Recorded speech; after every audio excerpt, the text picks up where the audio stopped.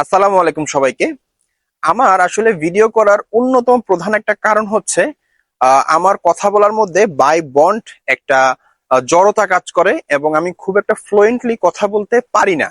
হয়তো আরো আগে আরো পারতাম না, এখন কিছুটা আগের চেয়ে ইমপ্রুভ হচ্ছে।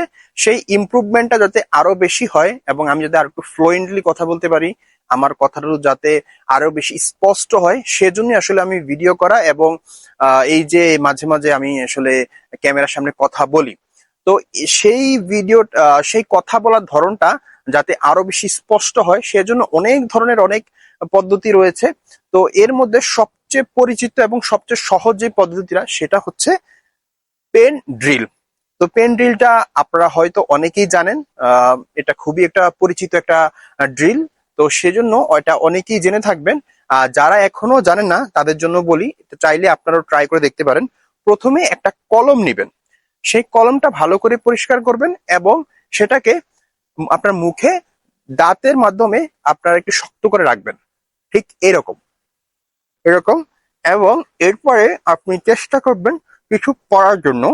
তো আপনাকে দেখতে যদিও খুব অদ্ভুত মনে হয়, সেটা এই জন্য আপনি চাইলে এটা একা একা বাছাই করবেন, রুমের দরজা বন্ধ করে।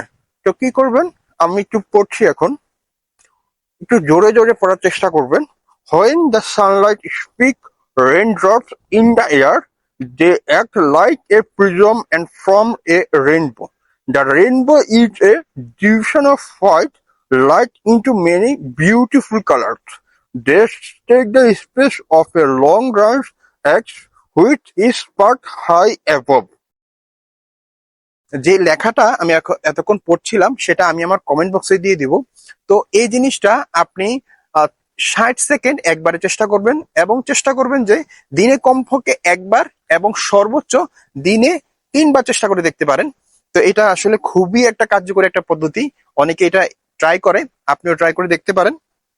আমিও বেশ কয়েকদিন ট্রাই করছি এবং আমি কিছুটা ইমপ্রুভমেন্ট দেখতে পাচ্ছি।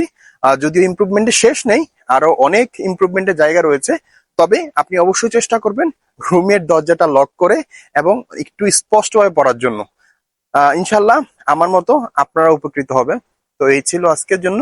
ধন্যবাদ সবাইকে। আসসালামু আলাইকুম।